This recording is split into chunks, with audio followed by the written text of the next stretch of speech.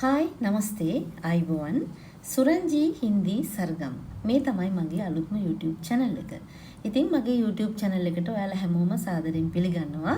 ඒත් එක්කම සුරංජී හින්දි සර්ගම් කියන මගේ අලුත්ම YouTube channel එක subscribe කරලා මාත් එක්ක එකතු වෙන්න කියලාත් ඔයාලට මතක් කරනවා. ඉතින් මේ YouTube channel එකේ content එක ගැන කතා කරොත් මම ඉදිරියේදී වීඩියෝ මාලාවක් මේ හරහා ගෙන එන්න බලාපොරොත්තු වෙනවා. විශේෂයෙන්ම හින්දුස්ථානි සංගීතයේ විවිධ පැතිකඩවල්, හින්දි භාෂාව, ඒත් එක්කම හින්දි සිනමා ගීත සහ සිංහල සිනමා ගීත, විශේෂයෙන්ම හින්දි සිනමාවෙන් සිංහල සිනමාවට අනුකරණය වෙච්ච අනුකරණ ගීත, ඒත් එක්කම හින්දි ගීතයක් නිවැරදිව වචන උච්චාරණය කරලා අර්ථාන්විතව අර්ථය දැනගෙන අපි කොහොමද ගායනා කරන්නේ කියන එක, ඒ වගේම ගීතයක් ගායනා කරනකොට අපි පාවිච්චි කරන ටෙක්නික්ස් ගැන, ඒ කියන්නේ මයික් එකක් කොහොමද යූස් කරන්නේ, අලංකාර සහිතව අපි කියනවා වේරියේෂන්ස්, ශ්‍රුති මත පිහිටලා තාල් සහිතව, තාල මත පිහිටලා ශ්‍රුති මත පිහිටලා අලංකාර සහිතව හැඟීම්බරව ගායනයක් ඉදිරිපත් කරන්නේ කොහොමද කියන එක ගැන අපි ඉදිරියේදී වීඩියෝ මාලාවකින් කතා කරන්න බලාපොරොත්තු වෙනවා. හින්දි භාෂාව ගත්තතින් ලෝකේ තියෙන මధుරම භාෂාව තමයි හින්දි භාෂාව කියන්නේ. ඉතින් හින්දි භාෂාව අපි දන්නවා, හින්දි භාෂාවට, හින්දි ගීතයට, සිනමා ගීතයට, සිනමාවට බොහෝ රසික පිරිසක් ලංකාවේ එකතු වෙලා ඉන්නවා මේ වෙනකොට. අතීතයේ ඉඳලා ගත්තාම 60 70 80 දශකයේ ඉඳලා 90 දශකයේ ඉඳලා ගත්තාම මේ වෙනකම්ම හින්දි සිනමා ලෝලින් බොහෝ පිරිසක් අපේ රටේ ඉන්නවා. ඉතින් හින්දි භාෂාවට යහරහා, හින්දි ගීතය හරහා හින්දි භාෂාවට ප්‍රිය කරන පිරිසකුත් අපේ රටේ ඉන්නවා. ඒ නිසා මම හිතුවා හින්දි සරලව හින්දි වාක්‍යයක් තැනකට ගිහිලා කොහොමද අපි හසුරුවා ගන්නේ, සංවාදයක් ගොඩනගා ගන්න හැටි මේ හරහා අවස්ථාව උදා වෙයි කියලා මම විශ්වාස කරනවා. ඒ නිසා සුරංජී හින්දි සර්ගම් මගේ අලුත්ම YouTube channel එක හරහා ඔයාලට මම උත්සාහ කරනවා සරල හින්දි භාෂාව කෙටි වීඩියෝ මාලාවල් තුලින් ඉගැන්වීම් කටයුත්තක් කරන්න. හින්දුස්ථානි රාගධාරී සංගීතය. ඉතින් අපට දේශීය සංගීතයක් තියෙනවා වුණාට අපි පාසල් මට්ටමේ, විශ්වවිද්‍යාල මට්ටමේ, වෙනත් අධ්‍යාපනික ආයතනයන් වල සංගීත විශාරද උපාධිය, සංගීත ගාන්ධර්ව ප්‍රාරම්භ, මධ්‍යම, අවසාන කියන විභාගයන් සඳහා මේ සියලුම නිපුන්, සංගීත නිපුන් ආදී සියලුම විභාග සඳහා අපි ලංකාව තුල සහ සාමාන්‍ය පෙළ, උසස් පෙළ විශේෂයෙන්ම අපි පාවිච්චි කරන්නේ තේ ඉන්දියාවෙන් ගත්ත හින්දුස්ථානි රාගධාරී සංගීත පද්ධතිය. ඉතින් හින්දුස්ථානි රාගධාරී සංගීත පද්ධතියට බැඳුණු විවිධ ඉසව් මේ YouTube channel එක හරහා ඔබ වෙත ගෙනෙන්න, සම්ප්‍රේෂණය කරන්න මම උත්සාහ කරනවා. අපි ගත්තොතින් සරල උදාහරණයක් කියන්න මම උත්සාහ කරන්නම්. ගායන ශෛලීන් ගැන. හින්දුස්ථානි සංගීත පද්ධතිය තුළ උතුරු ඉන්දියානු ගායන ශෛලීන් බොහොමයක් ගැන සඳහන් වෙනවා. ඒ අතර අපි දන්නවා ධෘපත්, දමාර්, ඛයාල්, ඨුම්රි, තරානා, ටප්පා, කව්වාලි, ගසල්, භජන්, බොහෝ ගීත ශෛලීන් ප්‍රමාණයක් අපි අහලා තියෙනවා, අපි දැනගෙන තියෙනවා. ඉතින් මේ ගායන ශෛලියක පොඩි උදාහරණයක් ඔබට සමීප කරන්න මම මේ මොහොතේ භජන් ගීතයක් ගත්තොත් අපි දන්නවා භජන් කියන්නේ දෙවියන්ගේ උදෙසා තමන්ගේ භක්තිය ප්‍රකට කරන ගායන විලාසයක් තමයි භජන් ගීත කියන්නේ. එක්තරා ගීතයක් තියෙනවා රාම දෙවියන් කුඩා අවදිය නිරූපණය කරන කොට ගායනා කරපු ලතා මංගেশකර් මහත්මිය විසින් ගායනා කරපු ගීතයේ කොටසක් බලමු අපි අහලා. ठुमक चलत रामचंद्र, ठुमक चलत रामचंद्र, बाजत बेजनिया, ठुमक चलत रामचंद्र. තව ගීතයක් කොටසක් අපි අහමු. पायो जी मैंने राम रतन धन पायो, पायो जी मैंने राम रतन धन पायो, पायो जी मैंने. ඉතින් ඒ විදිය භජන් ගීත ඕනෑ තරම් හින්දි සංගීතය තුළ, සංගීත හින්දුස්ථානි සංගීත පද්ධතිය තුළ අපට අහන්න ලැබෙනවා. ඒත් එක්කම අපි ගසල් ගීතයක් මතක් කරෝති. चुपके चुपके रात दिन आंसू बहाना याद है चुपके चुपके रात दिन आंसू बहाना याद है. ඉතින් මේ අර්ථය දැනගෙන ගීතයක් ගායනා කිරීමේ තියෙන වටිනාකම එන්නේ අපට උතනදී. මොකද හින්දි භාෂාව කියන්නේ හැමෝම දන්න භාෂාවක් නෙමෙයිනේ. ඒක නිසා හින්දි භාෂාවේ ගීතයක් ගායනා කරනකොට විශේෂයෙන්ම අර්ථය දැනගෙන අපි ගයන්න අපිට හැකියාව තිබ්බනම් ඒක ඉතාමත්ම වටිනවා.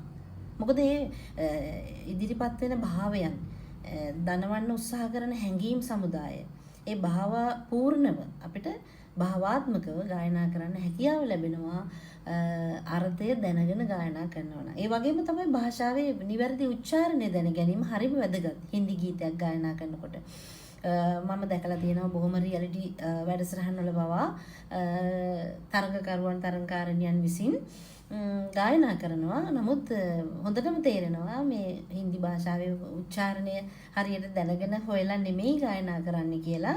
ඒකට මම වරදක් කියන්නේ නැහැ. මොකද යාලට ඇහෙන විදිහනේ යාලා හුරු වෙන්නේ. දැන් මම උනත් කුඩා කාලේ ගත්තොතින් භාෂාව දැනන් හිටියේ නැති නිසා මමත් ඇහෙන එක තමයි කිව්වේ. හැබැයි ඇහෙන එක නෙමෙයි හරි එක. ඇහෙන එක කිව්වහම අහලා දැනගෙන කියන එකයි ඇහෙන එක කියන එකයි කියන්නේ දෙකක්. ඒ නිසා අපි උපරිම උත්සාහ කරමු. මේ නාලිකාව හරහා මම උත්සාහ කරනවා සුරංජි හින්දි සර්ගම් කියන YouTube channel එක හරහා මම උත්සාහ කරනවා ඔයාලට නිවැරදි හින්දි උච්චාරණය ගීතයක තියෙන වචන නිවැරදි උච්චාරණය කරන්න ඇති. ඒකට විශේෂ කාරණයක් තියෙනවා. හින්දි භාෂාවේ නැත්නම් භාෂාවේ නමත් හින්දි නෙමෙයි හින්දි. එතකොට විශේෂයෙන්ම කියන්න ඕනේ හින්දි ගීතවල උරුදු භාෂාව අපි දැන් හින්දි අරුණාම උරුදු කියලා භාෂාවක් තියෙනවා. මේ උරුදු භාෂාවේ වචන හින්දි ගීතවල බොහොමයක් අඩංගු වෙනවා. එතකොට උරුදු වචනවල උරුදු භාෂාවේ වචන උච්චාරණයේ වෙනසක් තියෙනවා. හින්දි ගීත ඇතුලේ තිබ්බට උරුදු උච්චාරණයේ වෙනස්කම් තියෙනවා. දැන් මේ ගොඩක් අය මට ඇහිලා තියෙනවා දැන් සරා නෙමෙයි zara पास वो आने लगी जरा जरा ज शब्द स निमी सरा निमी जरा जरा तस्वीर से तू निकल के सामने आ मेरे महबूबा. එතකොට අපි නිතරම අහපු ගීතයක තිබ්බා කබි ඛුෂි කබි ගම්. සමහරු මේකට කිව්වා කබි කුෂි කබි ගම් කියලා. ගම් කිව්වම නිකන් අපි අලවන ගම් වගේනේ. ගම් නෙමෙයි ගම්. ගම් කියන්නේ දුක. කබි කුෂි කබි ගම්. විතක දුක විතක සතුට. විතක සතුට විතක දුක. ගම්. කබි කුෂි කබි ගම්. එහෙමයි ගීත ගායනා කරන්නේ. එතකොට ඔන්න ওই විදිහට අපි තව ගොඩක් තියෙනවා මේක විස්තර කරන්න බෑ මේ කෙටි වීඩියෝ එකක් නිසා. ඉතින් මෙහෙම ගීතෙන් ගීතේ අරගෙන මේ ගීතවල තියෙන ඒ වැරදෙන්නයි කියලා හිතෙන තැන් නිවැරදි කරලා ගායනා කරන හැටි මම ඉදිරියේදී බලාපොරොත්තු වෙනවා ඔයාලට පැහැදිලි කරලා දෙන්න. ඒත් එක්කම මේ YouTube නාලිකාවේ සුරංජී හින්දි සර්ගම් කියන මගේ YouTube නාලිකාව හරහා මම බලාපොරොත්තු වෙනවා නිවැරදිව ගායනයක් ඉදිරිපත් කරන ආකාරය. නිවැරදිව ගීතයක් ඉදිරිපත් කිරීමේදී භාවිත කරන ටෙක්නික්ස් මොනවද? විශේෂයෙන්ම අපි මයික් එකක්, මයික්‍රොෆෝන් එකක් කොහොමද යූස් කරන්නේ? ඒකේ ක්‍රමවේද තියෙනවා. මයික් එකක් පාවිච්චි කරන හඬ පාලනයකින් මයික් එකක් යූස් කරන විදිය. ඊට පස්සේ ශ්‍රුති නිවැරදි ශ්‍රුති මත පිහිටා ගායනා කරන අපි කියනවා පිච් එක කියලා. ඉතින් තමන්ගේ ශ්‍රුතිය තමන්ගේ ස්වර පරාසය තමන් කොහොමද හොයාගන්නේ? තමන්ට තියෙන මොන වගේ හඬ පරාසයක තියෙන හඬක්ද කියලා. එතකොට ඒත් එක්කම තාල් විශේෂයෙන්ම තාල් මත පිහිටලා ගායනා කරන්නේ කොහොමද? අපි කියනවා ටෙම්පෝ කියලා. එතකොට ඒ වගේම තමයි මෙතනදී වැදගත්ම කොටසක් තමයි ගායනයේදී වේරියේෂන්ස් කියන්නේ. අලංකාර භාවිතේ. එතකොට ගමක් මූර්ගී මීන්ඩ් ඔය කියන විවිධ ටෙක්නික්ස් ගායනයේදී අපි යූස් කරනවා, පාවිච්චි කරනවා. ඉතින් ඒකෙදී අලංකාර සහිතව නිවැරදිව ගීතයක් කොහොමද අපි ඉදිරිපත් කරන්නේ හැඟීම්බරව අර්ථයට හානි නොවන ආකාරයට හින්දි භාෂාවේ ගීතයක අර්ථයට හානි නොවන විදිහට ගායනා කරන්නේ කොහොමද කියන කරුණු මේ සුරංජි හින්දි සර්ගම් කියන YouTube channel එක හරහා ඔයාලට ගෙනෙන්න මම බලාපොරොත්තු වෙනවා. උදාහරණයක් විදිහට මම කෙටි උදාහරණයක් දෙකක් මේදී ඔයාලට ගායනා කරලා පෙන්නන්නම්. हमको मिली है आज කියලා ගායනේ යෙදিলা තියෙන්නේ. එතකොට ඒකේ දෙවෙනි වාර රිපීට් එකේදී ඒකේ අලංකාර භාවිතයක් තියෙනවා. දෙක දෙකම එක විදිහට කියලා හරියන්නේ නැහැ. දෙක දෙවිදිහට තියෙනවා නම් අපි මේ දෙවෙනි ක්‍රමයටත් උත්සාහ කරන්න ඕනේ. දෙවෙනි ක්‍රමයේ තියෙන්නේ हमको मिली है आज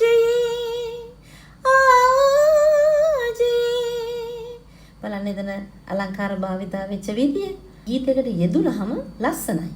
හැබැයි අනවශ්‍ය තැන් වලට යෙදුවොත් නම් ඒක කැතයි. ඒකත් මතක තියාගන්න ඕනේ ගීතයක් ඉදිරිපත් කරනකොට. සමහර අය නොදැනුවත්කම නිසා අනවශ්‍ය තැන් වලටත් මේ වේරියේෂන්ස් යොදනවා. ඒ වේරියේෂන්ස් යොදන්න ඕනේ අදාළ තැනට පමණයි. එතකොට ඒ ගැන බොහොම අවධානයක් ගායනයකදී යොමු කරන්න ඕනි කියන එක මම මේදී මතක් කරනවා. අපි ඒ ඉදිරියේදී ඉගෙන ගනිමු. තව ගීතයක් ගත්තොත් මෙහෙම कभी मुझको याद करके जो बहेंगे तेरे आंसू कभी मुझे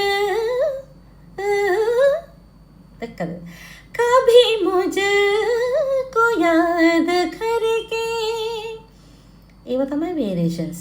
ඒවා නිවැරදිව යොදලා ගීතයක් ගායනා කරොත් මේ ගීතයේ තියෙන රස භාවයන් වැඩි. ඕක කියන්න බලන්න මෙහෙම. कभी मुझको याद करके कभी मुझको याद करके එයිමත් කියත හැකිනේ. හැබැයි ලස්සන නෑනේ. कभी मुझको याद करके ඒ වගේ තමයි ගීතයක නිවැරදිව අලංකාර භාවිතයෙන් ගීතයක් ගායනා කරනකොට ගීතේ රස භාව පූර්ණ වෙනවා. අපි දන්නවා හින්දි භාෂාව කියන්නේ ලෝකේ මధుරම මිහිරිම භාෂාව කියලා. හින්දි සිනමා ලෝලින් පිරිසක් අපේ ලංකාවේ දැන් බිහි වෙලා ඉන්නවා. 60 70 80 90 දශකයේ ඉඳලා ගත්තහම මේ වෙනකනුත් හින්දි සිනමාව වටා එක් වෙච්ච බොහෝ රසික පිරිසක් අපේ රටේ ඉන්නවා. ඉතින් හින්දි ගීතය ප්‍රිය කරන බොහෝ පිරිසක් ඉන්න බව අපි දන්නවා. ඒ නිසා හින්දි කියන භාෂාව අපිට බැහැර කරන්න බෑ. ලංකාවට ආසන්නතම රට හැටියටත් එතකොට මේ භාෂාව කියන එකත් අපිට නිතතින්ම සම්බන්ධ වෙච්ච දෙයක්. එතකොට හින්දි භාෂාව ගැන සරලව වීඩියෝ මාලාවක් ගෙනෙන්න මම ඉදිරියේදී බලාපොරොත්තු වෙනවා.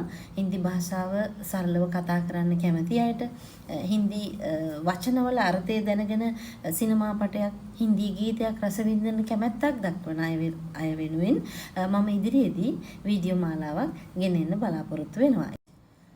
ඉතින් මම ඉස්සෙල්ලා කිව්වා වගේම සුරංජි හින්දි සර්ගම් මගේ අලුත්ම YouTube channel එක subscribe කරන්න කියලා ඔයාලට ආදරෙන් ඉල්ලනවා. ඉතින් මේ සුරංජි හින්දි සර්ගම් කියන මගේ අලුත්ම YouTube channel එක හරහා ඔයාලට පුළුවන් වෙනවා සංගීතය, හින්දි භාෂාව, සිනමා ගීත, විශේෂයෙන්ම හින්දි සිනමාවෙන් සිංහල සිනමාවට අනුකරණය වෙච්ච ගීත, ඒත් එක්කම ගීතයක් හින්දි වේවා සිංහල හෝ වේවා ගීතයක් අපි කොහොමද නිවැරදිව උච්චාරණය කළා අර්ථාන්විතව හැඟීම්බරව ගායනා කරන්නේ කොහොමද සහ ටෙක්නික්ස් ඒකේ පාවිච්චි කරන අලංකාර ශ්‍රුති මත පිහිටලා ඒකම නිවැරදි තාල අනුගතව තාලවලට අනුගතව ගායනයක් ඉදිරිපත් කරන්නේ නිවැරදිව කොහොමද කියන කාරණා ඉදිරියේදී මේ YouTube channel එක හරහා කතා කරන්න මම බලාපොරොත්තු වෙනවා වීඩියෝ මාලාවක් එකින් එක ගෙන එන්න. ඒ නිසා සුරංජි හින්දි සර්ගම් කියන මගේ අලුත්ම YouTube channel එක subscribe කරලා තියාගන්න කියලා මම ඔයාලා හැමෝගෙම ඉල්ලනවා. ස්තුතියි. නමස්තේ. ආයිබෝන්.